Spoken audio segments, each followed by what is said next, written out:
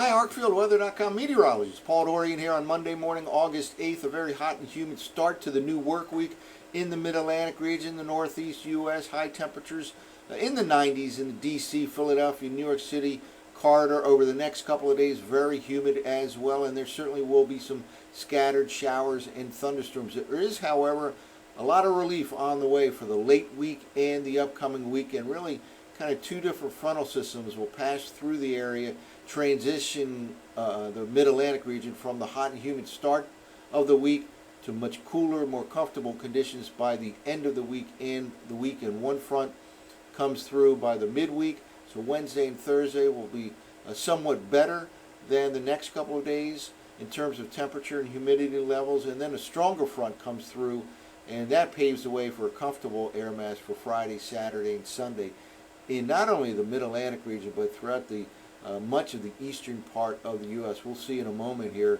This cool air mass coming at the end of the week makes it all the way down in the Carolinas later on in the week. Well, the tropics are finally showing some signs of life here in the Atlantic Basin. This is an infrared satellite loop from Wisconsin's CIMSS website, and this is the west coast of Africa right here, and a pretty impressive wave seen right here. And this will move generally in a west to northwest fashion over the next several days and has a decent chance of intensifying. And the Mid-Atl Julian Oscillation, which we talk about here periodically, kind of is an index that allows you to track a tropical disturbance around the globe. And it is moving into a phase over the next few weeks, specifically phases 1, 2, and 3, that generally, historically, have been more active time periods for the Atlantic Basin in terms of tropical activity. So all of this is kind of coordinating with that change in the MJO, the Mid-Atl Julian Oscillation, with some signs of life. It looks like as we get into the more climatologically favorable period of tropical activity. It's been very quiet so far, certainly below normal. However, much of the season remains. The vast majority of tropical activity actually takes place August, September, and October. So we're just now getting into the heart of the season. This is the first system we'll monitor closely in quite a while. Again, we'll look at this over the next several days as it slowly moves to the west-northwest. Here's how this specific tropical disturbance looks on the Hurricane Center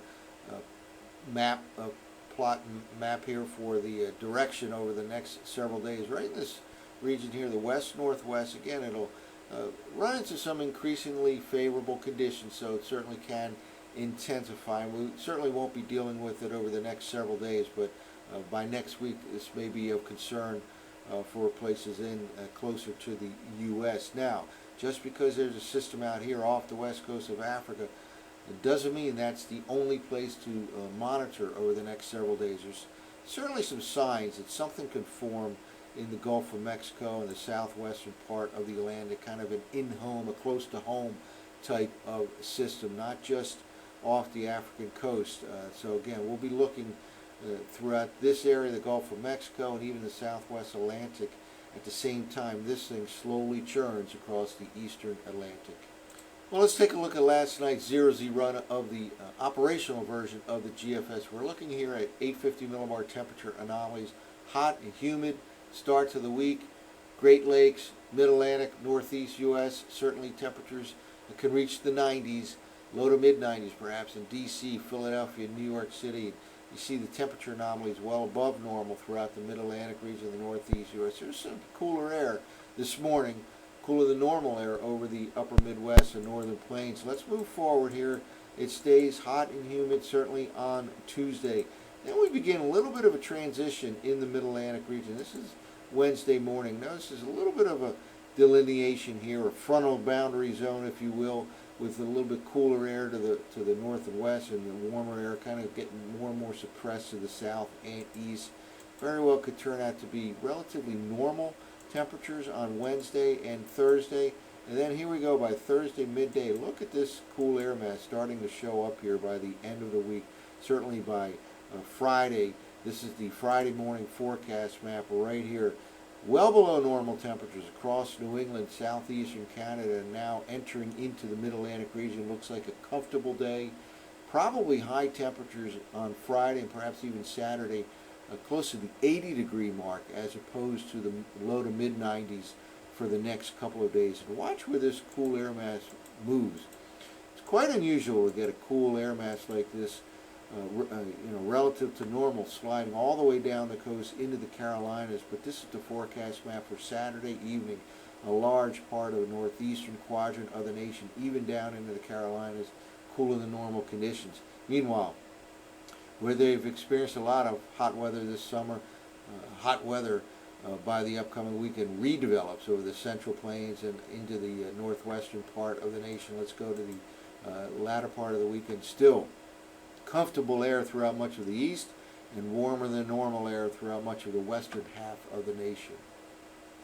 Well, now let's take a look at the surface maps, and to begin with, we have a continuation of strong high pressure right here over the western Atlantic. That is your typical, what we call Bermuda high, because it kind of sets up near the island of Bermuda, and on the backside of that high, southwesterly winds just pump in hot, humid air from the Gulf of Mexico, from the southeast U.S. all the way into the Mid-Atlantic region, northeastern part of the nation. That will continue to be the pattern over the next couple of days. Again, high temperatures this afternoon and tomorrow afternoon, low to mid-90s, D.C., Philadelphia, New York City. There certainly can be some p.m. afternoon and evening showers and thunderstorms that pop up. Won't be a widespread type of rain activity, but certainly isolated to scattered showers and thunderstorms anytime later today, tonight, and again later tomorrow night.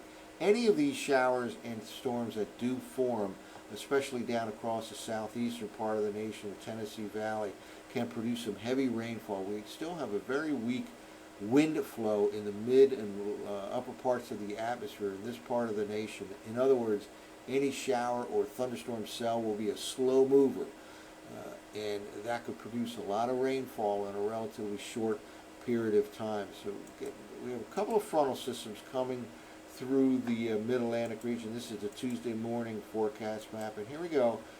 Kind of an enhanced chance of showers and thunderstorms later Tuesday night with the first front. That slides on through, but then a secondary frontal system again can produce some showers and thunderstorms at midweek, let's say Wednesday night time frame. And then we're looking upstream, and look at this, by the time we get to midday on Thursday, we have a strong, nice Canadian high pressure system that dropped out of south central Canada into the northern Great Lakes, and just a very, very nice air mass starting to develop here by the latter part of the work weekend. It looks like it'll stick around right into the upcoming weekend. Again, kind of a reinforcing push.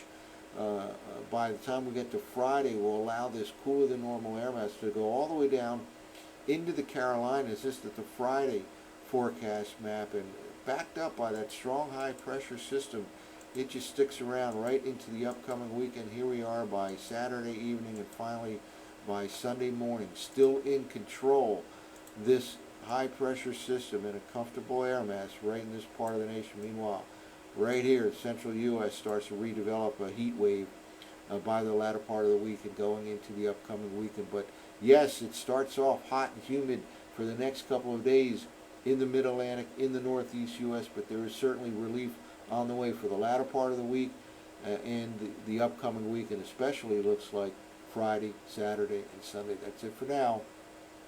For ArcfieldWeather.com, I'm meteorologist Paul Dorian.